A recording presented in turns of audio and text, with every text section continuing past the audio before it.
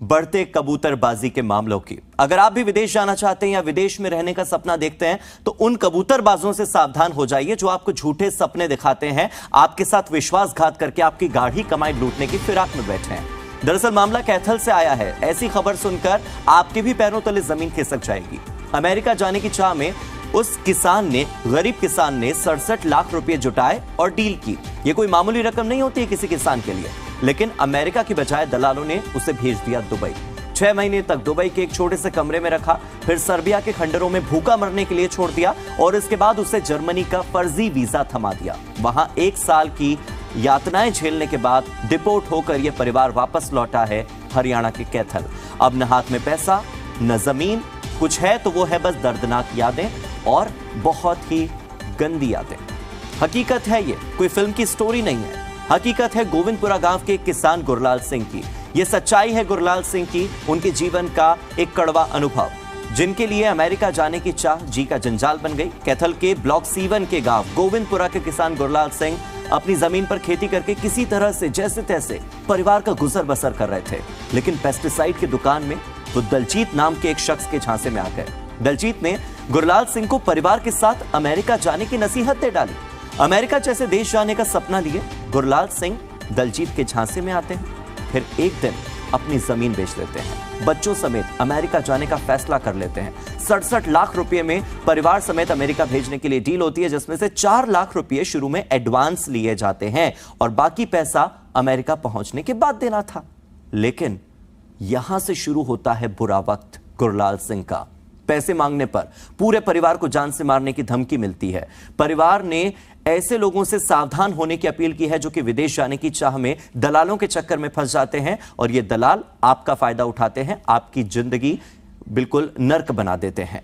अलग अलग देशों में आपको कैद करके रखा जाता है। सरकार से ऐसे लोगों के खिलाफ सख्त कार्रवाई की मांग ये परिवार कर रहा है। वहीं पुलिस ने 4 लोगों के खिलाफ केस दर्ज किया है और उनकी जांच इस वक्त जारी है।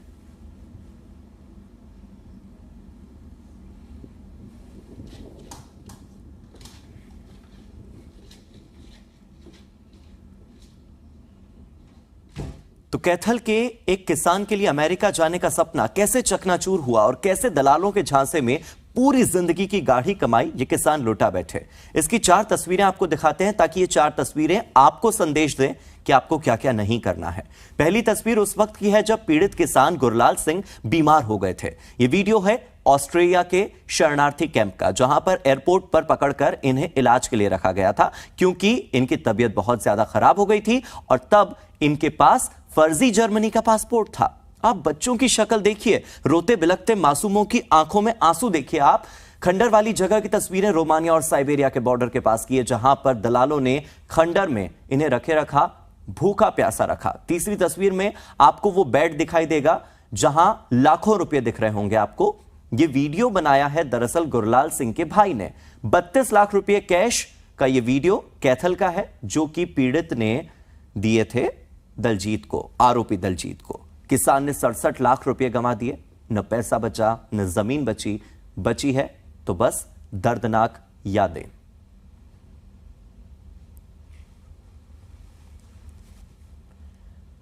तो आपने देखा कि कैसे मासूम बच्चों पर यातनाएं की गई, रोते बिलखते मासूमों का दर्द आपने देखा। उनकी आंखों में जो आंसू थे, उनके चेहरे पर जो बेबसी और लाचारी थी वो साफ देखी जा सकती है। कैसे कबूतरबाजी की घटनाएं लगातार बढ़ रही हैं। रोमानिया और साइबेरिया के बॉर्डर पर इन्हें कैद करके रखा गया, परिवार को जान से मारने की धमकी दी गई और यह पीड़ित परिवार 67 लाख रुपए खो बैठा। अब देखिए इन बच्चों को, ये भूख प्यास से तड़प रहे थे।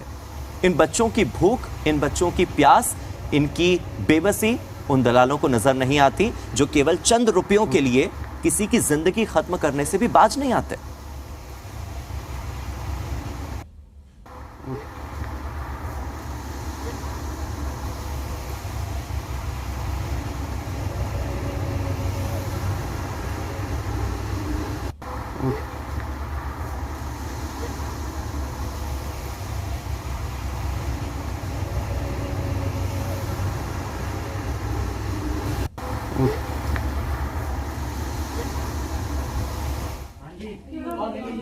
और अब देखिए, ये रोमानिया और साइबेरिया के बॉर्डर के पास जिस खंडर में इस परिवार को कैद करके रखा गया था, उस खंडर की तस्वीर। आप सोच रहे थे कि आप अमेरिका जाएंगे, लेकिन आप यूरोपियन कंट्रीज की बॉर्डर पर बहुत ही वीरान खंडर में इस तरह से कैद करके रख लिए जाएं तो सोचिए आपका क्या होगा। सोचिए जब आपको इस खंडर में रहकर पीने को पानी नसीब न हो, सोचिए कि इस खंडर में रहकर आपको कई कई दिनों तक खाने के लिए खाना नसीब न हो, और इस इलाके में आप जैसे न जाने कितने ऐसे लोग हों जिन्हें धोखेबाजी के दम पर, विश्वासघात के दम पर यहां पहुंचाया गया हो।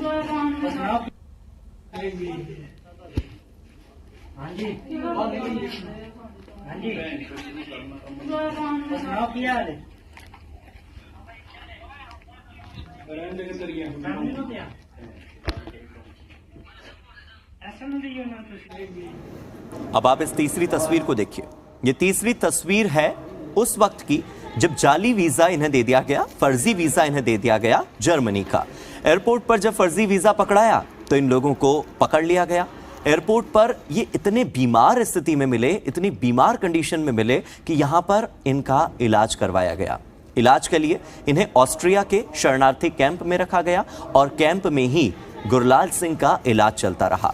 जिस तरह की स्थिति इनकी हुई है 1 साल की यातनाओं के बाद, 1 साल की कैद के बाद, आप तस्वीरों में देख सकते हैं क्या हालत हो गई उस किसान की जिसने 67 लाख रुपयों में अपना दुख खरीदा, अपनी जिंदगी को नारकीय बनाने की डील की। आप देखिए,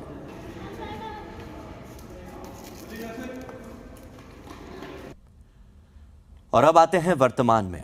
यह है अभी की तस्वीर। परिवार के हाथ खाली हैं और कबूतरबाजों पर शिकंजा कब कसेगा, यह सवाल बरकरार है। गुरलाल सिंह के हाथ से उनकी जमीन चली गई, गुरलाल सिंह के पास से उनकी नौकरी चली गई, रोजगार नहीं है, जमीन नहीं है, अपना घर नहीं है, और इनके पास आज खाने पीने के लिए पैसा तक नहीं है। भाई ने आसरा दिया है, गुरलाल से 64 लाख रुपयों की ठगी हो चुकी है।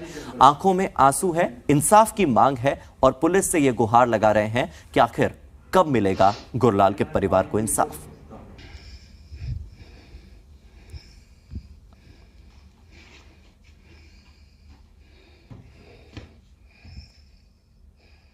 तो आपने पीड़ित परिवार का इतिहास देखा कि 1 साल में इन्होंने दुबई में, ऑस्ट्रिया में, रोमानिया में और साइबेरिया में क्या क्या सहा। उसके बाद हमने आपको वर्तमान के हालात दिखाए कि इस वक्त परिवार के हाथ खाली हैं और कुछ नहीं बचा है। ऐसे में पीड़ित परिवार क्या कह रहा है, उनकी दर्द भरी दास्तां आपको सुनाते हैं, देखिए। मैं दलजीत सिंह के दुकान पे जाता था जी दवाइयाँ लेने। इसने मुझे विदेश जाने के लिए बोला कि आप विदेश जाओ, तो तेरे पास थोड़ी सी ज़मीन है, तो क्या करेगा यहाँ पर। तो इसके साथ हमारी बात हुई जी। इसने बोला कि मैं आपको विदेश भेज दूँगा। तो इसके साथ हमारी बात हुई जी। तो हम 67 लाख में इनके साथ बात हुई जी। तो इसने क्या किया जी, हमें 17 जनवरी को हमें दुबई भेज दिया जी 2022 में। तो सर जी हम कम से कम 5-6 महीने वहाँ रहे। इन्होंने हमें गंदे से कमरे में रखा। तो खाने के लिए कभी पैसा डाला, कभी नहीं डाला जी। तो पासपोर्ट भी ये हमारे से ले गए थे। हमें यहाँ से वीज़ा लगवाने के लिए दुबई लेके गए थे जो एजेंट थे। तो उन्होंने 4-5 महीने हमें दुबई में रखा कि आपका वीज़ा लगेगा, और नहीं लगवाया तो बाद में हमें सर्बिया के राही, जंगलों के राही रोमानिया लेके गए, खंडरों में रखा वहाँ पे हमें। तो बच्चों को खाने के लिए भी कुछ नहीं देते थे, जंगलों में रखते थे। पीछे धमकी दे के भाई से पैसे भी डलवाए, और फिर ट्रक के राही जो गाड़ियाँ लोड होती हैं उसमें हमें ऑस्ट्रिया लेके गए। वहाँ हमें कोई फरिश्ता मिला, भगवान का आप लगा लो, उसने हमारी हेल्प की। उन्होंने हमारे को पैसे भी दिए खाने पीने के लिए बच्चों को। तो हमें किसी के पास छोड़ा वहाँ पे। हमने वहाँ पे 2-3 दिन किसी ने एक रूम में रखा। तो वहाँ से हमें गाड़ियों के राही आगे स्पेन लेके गए। वहाँ भी हम 2-3 महीने भूखे ही रहते थे। तो बच्चों को खाने के लिए भी कुछ नहीं मिलता था। कभी पैसे डाल देते थे खाने के लिए, कभी नहीं डालते थे। वहाँ से पुर्तगाल ले गए, पुर्तगाल से फिर ऑस्ट्रिया लेके आए आगे जाने के लिए। तो ऑस्ट्रिया जब हम फेक वीज़े की वजह से पकड़े गए तो हम कैंप में रहे। तो मैं यही कहना चाहती हूँ कि एजेंट बहुत सारा फ्रॉड करते हैं, सभी के साथ करते हैं। इनके चक्रों में मत पड़िए। आप अगर जाना है तो आप सीधे तरीके से यहाँ से जाइए। एजेंटों के झूठे दिलासे में पत मिली है।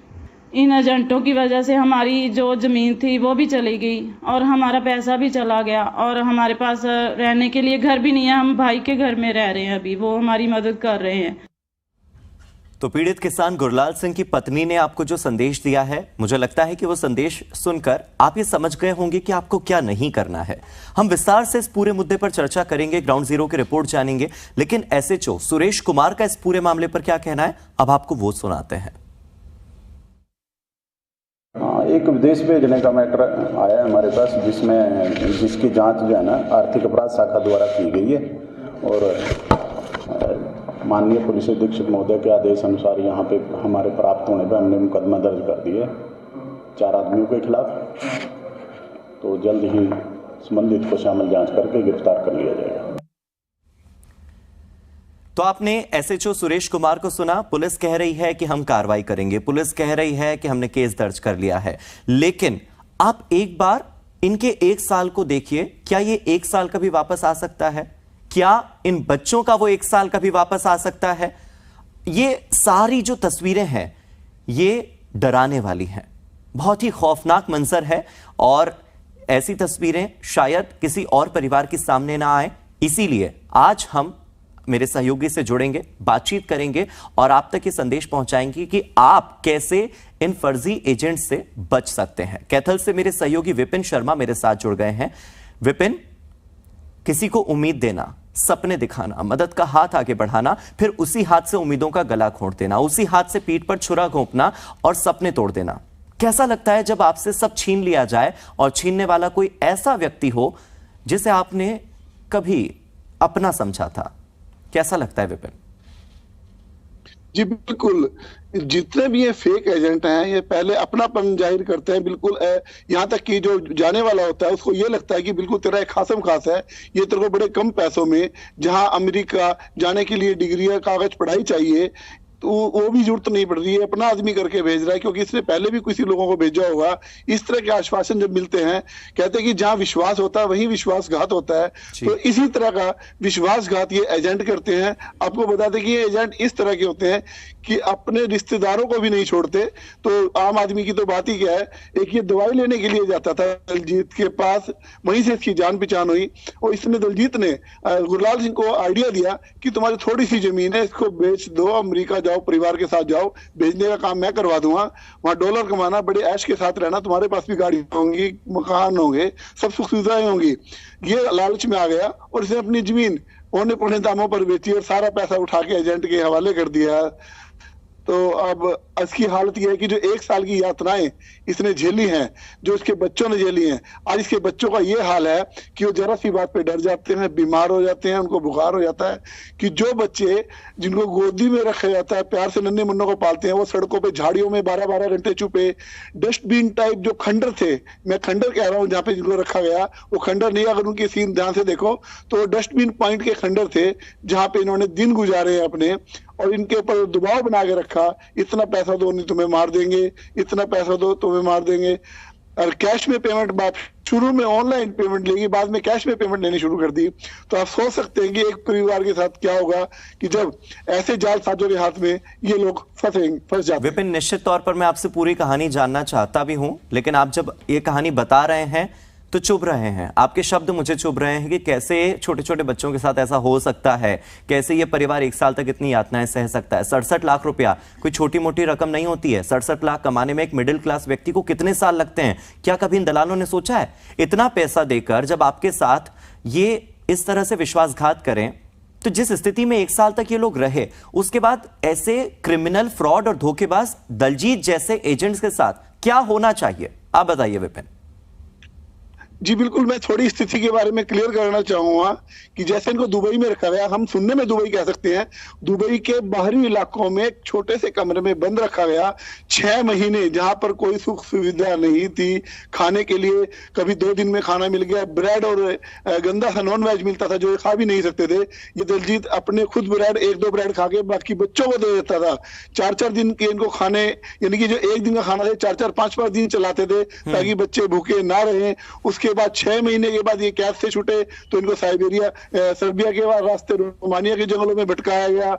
वहां से कभी टेम्पो से जा रहे हैं, कभी ट्रक से जा रहे हैं, एक ट्रक रास्ते में उतार देता है तो झाड़ियों में छुप के पूरा दिन निकाल दिया कि दूसरी गाड़ी कोई आएगी, एजेंट भेजेगा, हमें लेके जाएंगे, कहीं पुलिस पकड़ ना ले।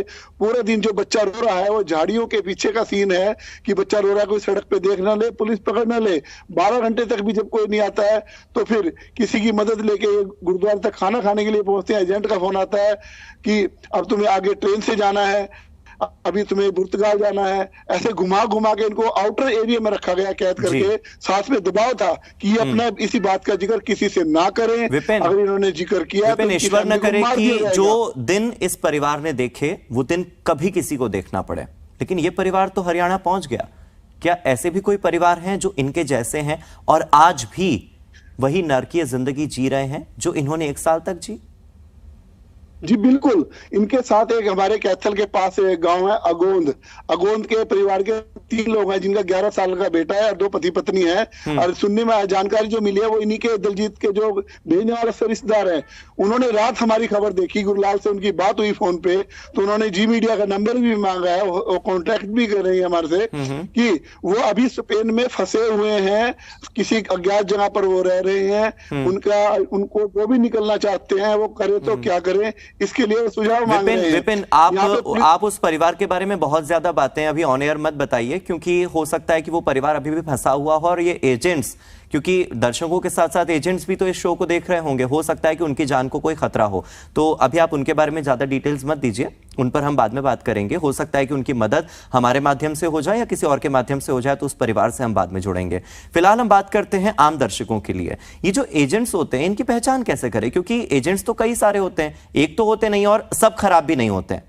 क्या बातें होती है जिससे ये पता लगता है कि ये आदमी फर्जी है और ये हमारे साथ ऐसा कर सकता है? या आप ये भी बताइए कि ऐसा कौन सा लालच दे देते हैं ये एजेंट्स कि व्यक्ति सही प्रोसेस अपनाने की बजाय इनके थ्रू जाने के लिए राजी हो जाता है? जी, सबसे पहले तो ये देखना होगा कि एजेंट आपके शहर में कहाँ पे उसका ऑफिस है और कितने दिनों से काम कर रहा है और कितने लोगों को ये भेज चुका है। उनका फीडबैक होना चाहिए, जो लोग इनके थ्रू जा चुके हैं उनके साथ क्या रहा। दूसरा, जब एजेंट कहता है कि ये कागज चाहिए, आप पूरे नहीं कर सकते, तो ये जाने वाला कहता है जी कुछ जुगाड़ कर दो। जहां आपने कहा कि कुछ जुगाड़ कर दो, एजेंट समझ जाता है कि सॉफ्ट कॉर्नर है और ये फंसेगा। खास तौर पे ये वो एजेंट होते हैं जिनकी दुकानें नहीं होती हैं, ये सिर्फ इनके रिलेटिव कहीं बाहर होते हैं। ये इसी तरह की जो ये रेकी करते हैं लोगों को और उनको फंसाते हैं। जो विश्वसनीय एजेंट है, जिनका 10-12 साल से काम चल रहा है और अच्छी रेपुटेशन है, वो लोग ऐसा नहीं करते, क्योंकि उनकी मार्केट में बैठे हैं, उनकी मार्केट वैल्यू होती है, और लगातार बच्चों को भेज रहे होते हैं, ये लोगों को बाहर भेज रहे होते हैं। ऐसे एजेंटों पे जाना चाहिए। मैं आपको बताना चाहूंगा कैथल के पास ये असम के कुछ एजेंट हैं कि जो कनाडा के नाम पे प्राइवेट ऐसे कॉलेजों का बड़े सस्ते में उनका वीजा करवा देते हैं। बाद में जब बच्चे 2 साल के बाद उनको वहां से निकाल दिया जाता है तो बाद में फंसते हैं। तो मैं कहना चाहूंगा कि पहली बात तो एजेंट आपके शहर, अपने शहर का हो, रेपुटेटेड हो, काफी साल से काम कर रहा हो, उसका फीडबैक अवश्य लें कि इसने पहले जो लोग भेजे हैं उनको ठीक ठाक पहुंच गए, उनके साथ क्या रहा। कैथल में लगातार मामले सामने आ रहे हैं। कुछ अभी 1-1.5 महीना पहले मटोर का एक लड़का अमेरिका जाते हुए डोंकर ने उसको गोली मार दी। एक लड़के को अभी जो आज की खबर है कि अमेरिका भेजना था, मास्को भेज दिया और 3 महीने धक्के खा के वापिस आ गया। लगातार ये मामले विदेश जाने के, फ्रॉड के केस के लगातार बढ़ रहे हैं और इसको पुलिस को भी संज्ञान लेना होगा और लोगों को भी जागरूक होना होगा कि सही एजेंट का चुनाव करें। विपिन, इसका मतलब मैं ये समझूं कि थोड़े से पैसों का जुगाड़ या कहें कि थोड़े से कागज और दस्तावेजों का जुगाड़ आपकी जिंदगी बिगाड़ सकता है। ये जुगाड़ बहुत कुछ बिगाड़ सकता है, इस बात को हमें याद रखना बहुत जरूरी है। विपिन, दलजीत के खिलाफ क्या कार्रवाई हुई है? और दलजीत अकेला तो है नहीं, 4 लोगों के खिलाफ केस दर्ज हुआ है। कौन है ये 4 लोग, कहां से आते हैं? हो सकता है कि हमारे दर्शक भी इन्हीं एजेंट्स के चक्कर में फंसे हुए हों, तो शायद वो ये समझ पाए कि कौन है ये लोग और किनसे हमें बचना है। जी बिल्कुल, जो दलजीत है अभी फरार है। दलजीत कैथल के ही सन सिटी के इलाके में रहता है, क्योंकि जिसके भाई ने पैसे जो 32 लाख रुपए दिए थे, जो वीडियो भी देखा जा रहा है, हाँ। सन सिटी में ही दिया था। उसके फादर इन्वॉल्व है, उसका भाई इन्वॉल्व है, और एक जो रमन नाम का लड़का है वो पंजाब कपूरथला साइड का रहने वाला है और वो बाहर ही रहता है, यहाँ नहीं रहता। वो इनके साथ मिला हुआ है, जो इस नेटवर्क को चला रहे हैं इनके साथ मिलके। ये एक आदमी का काम नहीं है, कि जब ये 5 से 6 देशों में आदमी को घुमा देते हैं तो हाँ। नेटवर्क ये बहुत बड़ा है, छोटा नेटवर्क नहीं है। मतलब इस नेटवर्क में बहुत से लोग शामिल हैं और हो सकता है कि बहुत से लोग अभी भी फंसे हुए हों। अच्छा, विदेश जाने की चाह तो हरियाणा और पंजाब इन दोनों राज्यों के लोगों में खूब ज्यादा है और खासतौर पर बच्चे और युवाओं में। अभी 12वीं के सीबीएसई के रिजल्ट आए हैं और 12वीं के बाद तो खूब सारे ऐसे बच्चे हैं जो कि ऑस्ट्रेलिया जाना चाहते हैं, कनाडा जाना चाहते हैं या विदेश में पढ़ना चाहते हैं। अब उनके परसेंटेज तो अच्छे बनते नहीं है, विदेशी यूनिवर्सिटी में एडमिशन लायक तो वो होते नहीं है, बावजूद इसके इलीगल तरीके से वो जाना चाहते हैं। और वो वही बात हो जाती है कि एजेंट से जाकर कहते हैं सर जुगाड़ कर दो, तो फिर वो जुगाड़ जो है वो उनकी लाइफ बिगाड़ देता है। ऐसे लोगों के लिए क्या संदेश है? क्योंकि बहुत से लोग हैं जो अब 12th के बाद बाहर जाना चाहते होंगे या आगे की एजुकेशन के लिए किसी दूसरे देश में जाकर पढ़ाई करना चाहते होंगे। आपको मैं हैरानी की बात बताऊंगा कि जब एजेंट के पास हम जुगाड़ के लिए कहते हैं कि एजेंट कहता है कि मैं आपका मेडिकल में एडमिशन हो जाएगा, 8 की वजह से एडमिशन नहीं होगा, तो वो बच्चों की डिग्रियों को फोटो कॉपी करके मेडिकल की बना देते हैं, कलर कॉपी करके। ये कुरुक्षेत्र साइड काफी काम चल रहा है। ये छोटे छोटे साइडों में जो बैठे हैं, आउटर बैठे हैं, और बच्चों को तो सिर्फ बाहर जाना होता है, चाहे डोंकी से जाएं चाहे किसी भी तरीके से जाएं, वहां जाके इलीगल हो, शरणार्थी बने, जैसे मर्जी बने। लेकिन अगर जो बच्चे जुगाड़ में फंसेंगे, लीगल तरीके से प्रॉपर अच्छा कॉलेज नहीं चुनेंगे और ये नहीं देख लेंगे कि नेट पे सब कुछ ठीक ठाक चल रहा है, सिर्फ एजेंट के ऊपर भरोसा करेंगे तो पक्का मार खाएंगे। रेपुटेटेड एजेंट के पास ही जाएं और कोई जुगाड़ की चीज ना करें। अगर आपके पास बैंक में पैसा नहीं है तो किसी से मत डलवाएं दिखाने के लिए। अगर आपके पास प्रॉपर्टी नहीं है तो फेक प्रॉपर्टी ना दिखाएं। एजुकेशन प्रॉपर नहीं है तो ना दिखाएं। इनमें से कहीं भी कोई कमी हुई तो आप फंसे ही फंसेंगे और एजेंट इसका फायदा उठाएंगे।